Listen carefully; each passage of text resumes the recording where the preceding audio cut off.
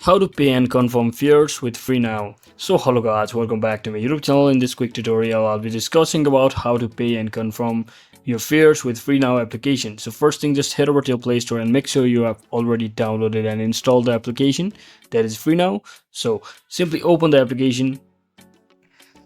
So to confirm and pay for a FreeNow fare, whether you have booked through the app or are using Pay with FreeNow, the driver will process the payment at the end of the journey.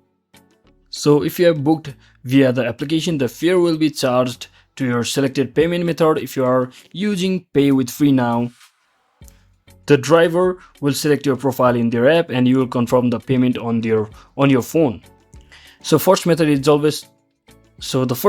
always that you let the driver know you would like to use Pay with FreeNow before the trip starts, and the driver will search for your profile in their app and you will receive a notification on your phone asking you to confirm the payment, and once you confirm, the payment will be processed. The transaction is complete, just like that.